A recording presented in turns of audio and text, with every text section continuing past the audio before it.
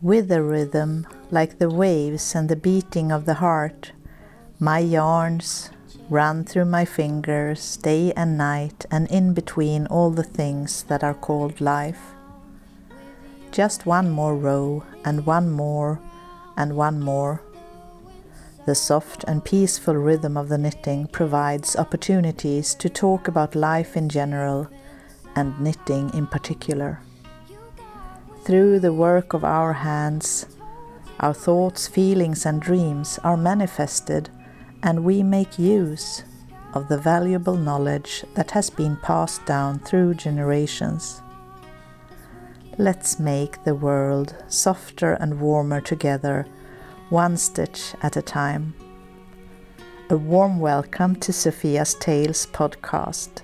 My name is Sofia Karlsson, and I am a knitwear designer, photographer, art historian, author and pilgrim from Sweden, but I have recently moved to Norway.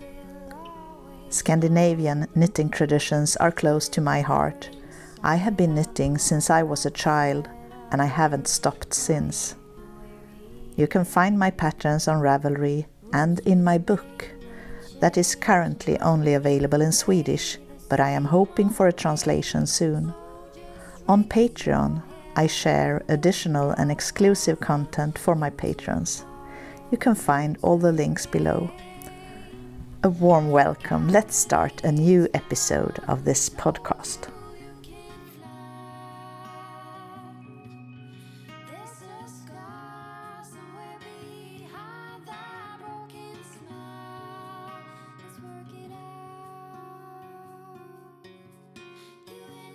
Hello, and a warm welcome to episode 13 of Sofia's Tales podcast.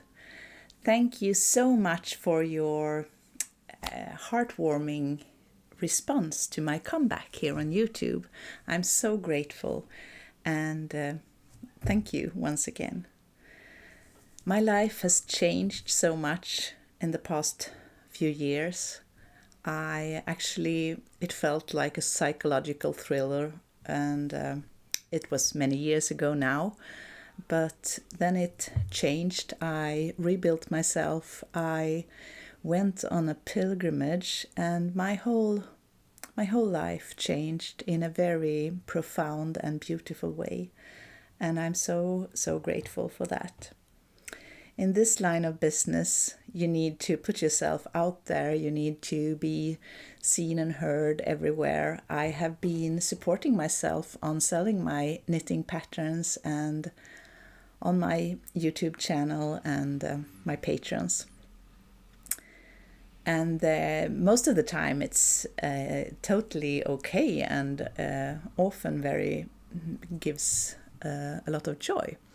But when going through hardships, there has been periods where I found it really hard to find the energy or the time or the strength to produce new material. I just had to cope with life, and it was also very hard during a period of time to put myself in front of the camera, as I felt so vulnerable. And this feeling kind of stayed even though I rebuilt myself.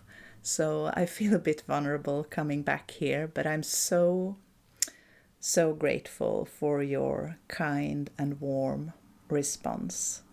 And I'm also very grateful to just feel so much energy now to create more inspiration for you, and both here on YouTube and on my Patreon channel, where I have been trying to keep up better than I have here on YouTube, because I wanted to give something back to all of you who have been so faithful, staying here, believing in my creative work, even though I haven't produced so much. I'm so grateful for that. And in today's episode, I will tell you a bit about what I have been sharing on Patreon and what I plan on sharing in the future. So a warm welcome back once again to a new episode. Thank you for watching. September is here, Oh, how much I love this month. Apples, crisp air, cooler evenings, and that feeling of wanting to buy school supplies like Tom Hanks in You've Got Mail, and a bouquet of newly sharpened pencils. I want to put on a beret and a tweed coat, watch the leaves slowly changing color, read lots of books, sit by a fire and knit, having hot chocolate in a beautiful cup. I want to hike in the mountains, read poems and write letters with a woolly sweater on and cozy socks on my feet. In the last episode, I showed you my new sock pattern, Little Boat. And I told you about the yarn that started this project. I got a hand-dyed sock yarn that is non-superwash from Helle, from the Danish dye lot. And it was in these 2 blue colors. And I felt so inspired. It was as if she gave me woolen threads of sea and sky. And I wanted to kind of manifest this feeling in a sock. So I made the Little Boat sock that I showed you also in the latest episode. And I'm so glad that you have received this pattern so well and given me such great feedback. It's available on Ravelry. And I've also made it in another colorway that for a tired brain it was a bit tricky to invert the colors, the light and the dark, but I made it, and it was a good challenge. But this pattern, I'm so glad that it's out in the world now, and I enjoy seeing the colors you're choosing for your Little Boat socks. My test knitters, Merete in Norway and Marita in Sweden, they have both used brown for the boat and such lovely colorways. And I often get very excited about colors I love and I want to try, so maybe I need to knit another pair as well of the Little Boat sock. I think I told you also in the latest episode that I was so inspired by these 2 blue skeins of yarn that felt like woolen threads of blue sky and blue sea, that I actually was inspired to design a whole mini collection of sock patterns. And it's going to be at least three patterns with a marine theme, and I'm just going to show you a little tiny glimpse of the other 2 patterns that are coming soon. And one is the little lighthouse, and the other one is little fish. So in all the 3 patterns I've used the 2 blue skeins I got from Helle, from the Danish dye lot, and then I've combined them with different leftover yarns that I had at home. I love using my leftovers for new things and also getting inspired by going through all my yarns that I have at home. And I also feel like I'm living close to the seasons. And now as summer is turning into fall, I can see that these socks that I created during the summer feels a bit summery to me. It's like I use different colors, different seasons of the year. And so now I've dived into the autumn colors. I have many of them here in my basket. And I'm creating a sock with an autumn theme. And we'll see if I manage to finish it before it's time for winter. I often underestimate how much time all my projects take, both considering knitting and other things in life. And I've comforted comforting myself by telling myself maybe this is a good thing, because if I really estimated how much time my projects take, maybe I would never start, because handicraft and other things like this takes so much time. And if I am to feel joy creating things, I need to kind of ride on that joy. So maybe it's a good thing to be a bit too positive about how much time things are gonna take. But this means that maybe a bit summery patterns are coming out in the autumn, and I hope that the autumn pattern is coming out before it's time for winter. But we'll see. It's always another summer, another autumn, another winter, another spring. And this is a wonderful thing to be a part of.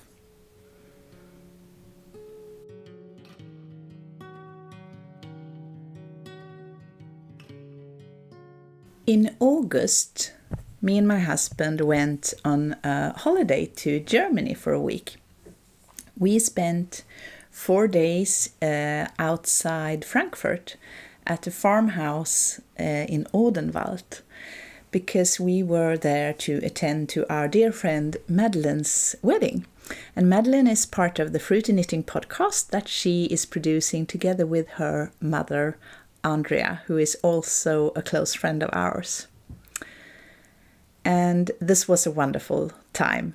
We had 4 days together, both preparing for the wedding, celebrating the wedding, and having a good time afterwards. We did some hiking in the Odenwald forests around the farm, and we spent some time with old and new friends, which was really lovely.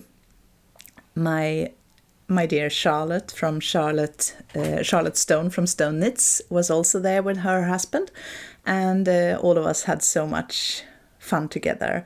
I already long to meet up again. And me and Andrea's sister had the big honor of arranging the flowers for Madeleine's bouquet, and for a really lovely flower thing that was as a decoration for the ceremony. And in the Fruity Knitting podcast episode 157, there's a segment about this beautiful countryside wedding. You shouldn't miss that. After we had been to this farm and celebrated this wedding with knitting friends and other new friends, me and my husband went to Heidelberg for a couple of days, where we also were hiking and just having a good time. And all this, both from the wedding and from our days in Heidelberg, I have shared in small films with my patrons. On Patreon, I have also shared a film from last spring when I was teaching at Swiss Yarn Festival, where also Charlotte and Andrea and Madeleine were working. I was there together with my sweet Sarah from Fibertrek and her mother. After Swiss Yarn Festival, I traveled in Italy for a week with Sarah and her mom. During that hard time of my life many years ago now, Sarah was there for me every day, as was also Andrea and Charlotte. And Sarah's mom was also important to me during that time, even though we had never met. So it was amazing to finally meet this spring and go on this journey together, Sarah, me, and Sarah's mother. I have shared snippets from our journey in Switzerland, as well as in Italy, with my patrons. It was an adventure full of yarn, friendship, joy, art, and culture. We had an ambition of recording a podcast, Sarah and I, but we just needed to be together and enjoy life. I love to sit beside my friend both in our PJs, knitting and just being around in each other's lives. Charlotte, Andrea, Madeleine and Sarah were attending to my wedding 2 years ago in Sweden, and we had so much fun both before, during and after the wedding, just as we did now around Madeleine's wedding. This is also something I have shared on Patreon, the days around my wedding 2 years ago. So even if I have not been so active here on YouTube, I have tried to prioritize my patrons. And now I'm back here in the podcast as well, and it feels wonderful. The priest at Madeleine's and Ryan's wedding that we attended to in August, he had such a thoughtful, unexpected but much appreciated talk about knitting during the ceremony. He was actually starting by knitting, and I think we were many people there very impressed by this. A man in his, I don't know, maybe 50s, suddenly starting to knit. And he was throwing a couple of stitches, and then he knitted the continental way. And he had a talk about how you could do something in different ways, but the result can be the same. And this was a really beautiful thought. I think this goes for many things in life. And he was, of course, referring to a relationship, how we should explore and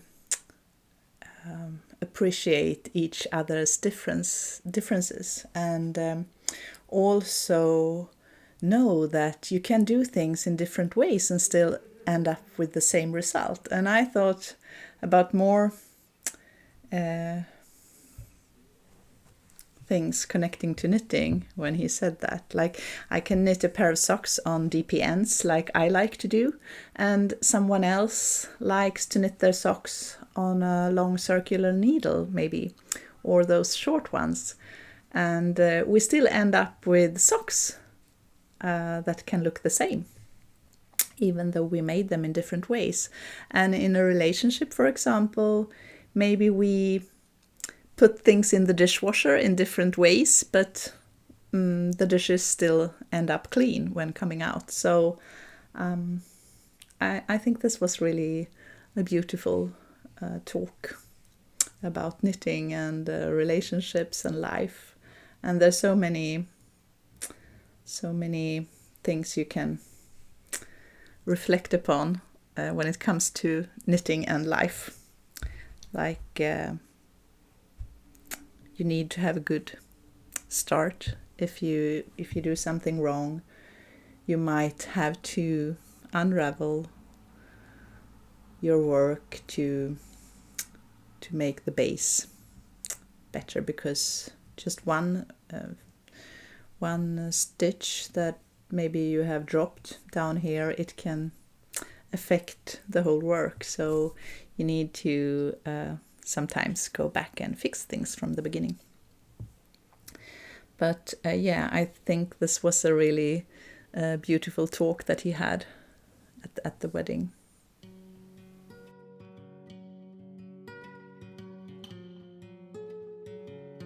So I'm sitting here with two little friends. This is the little doll that I made for my youngest son when he was very little. And this doll, he named it Kalle, which is a Swedish nickname for a very Swedish name, Carl, or a common name in Sweden, in other countries as well. But so this doll is called Kalle, or he always called it Kalle-dockan, which is Kalle doll. And I often made clothes for this doll, knitted sweaters like this one, and also I was sewing clothes for him. So he actually had a whole basket full of clothes and they were often similar to Viggo's clothes, because maybe I knitted a sweater for Viggo, I had to also knit a sweater for Kalle doll. And well, Viggo has moved away from home.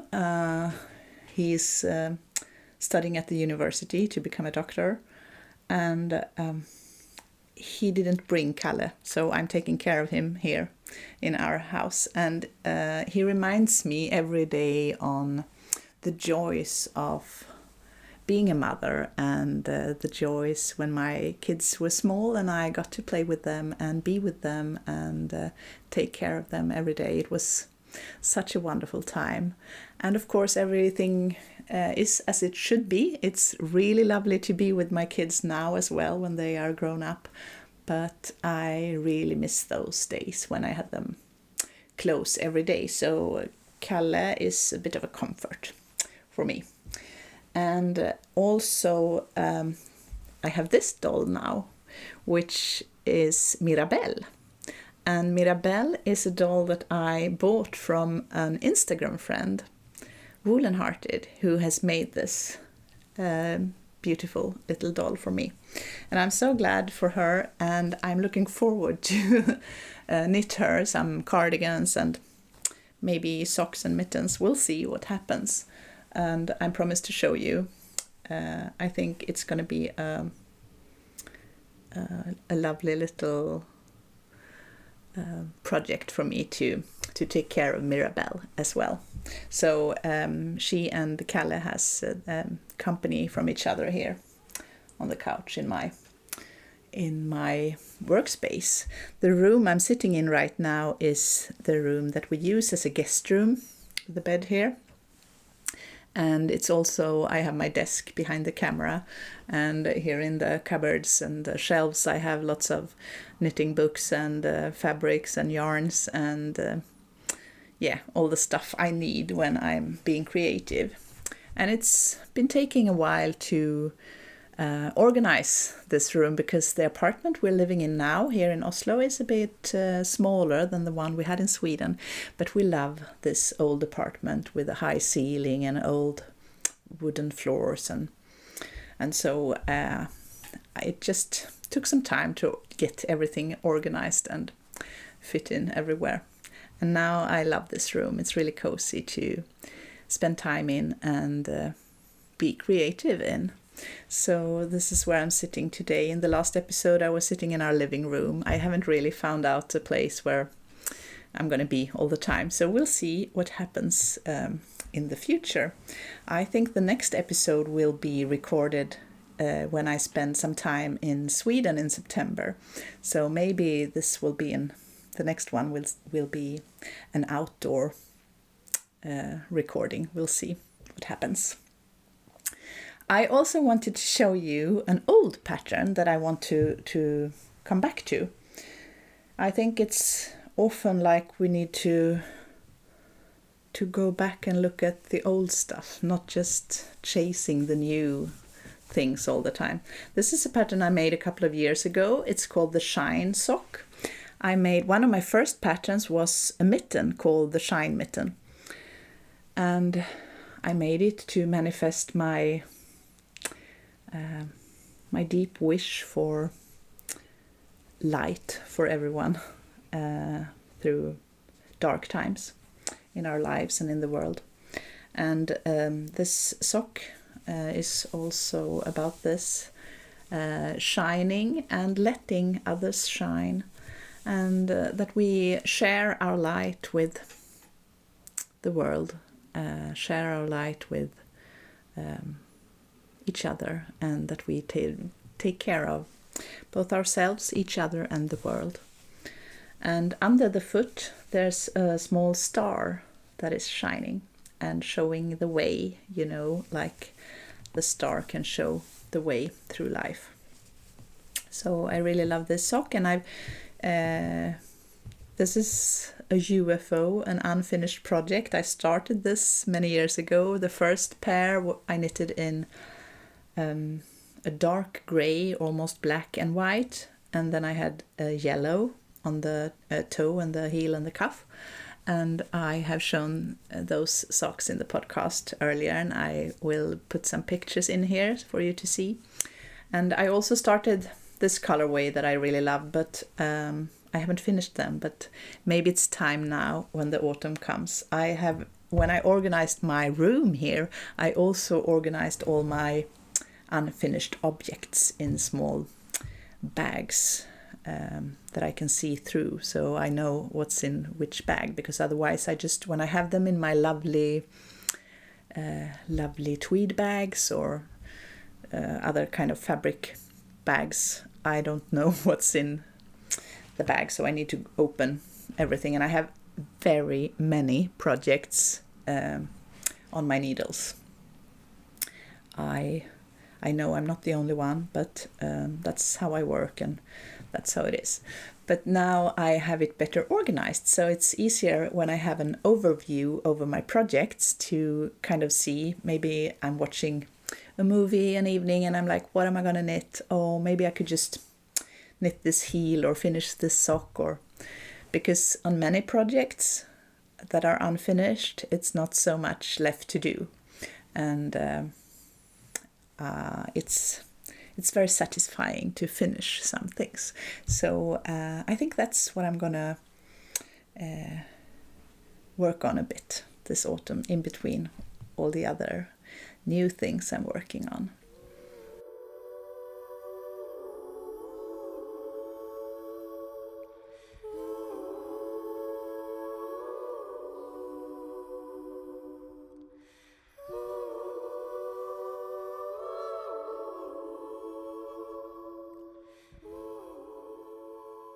Take care and continue to knit. Let's make this world softer and warmer, stitch by stitch.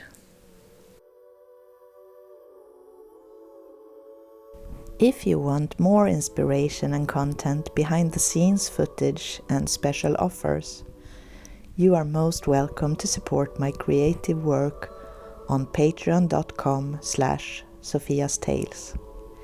Here you'll find behind the scenes snippets from my travels and my home. I share recipes, tutorials, reflections and pictures. My patterns are available on Ravelry from a link below.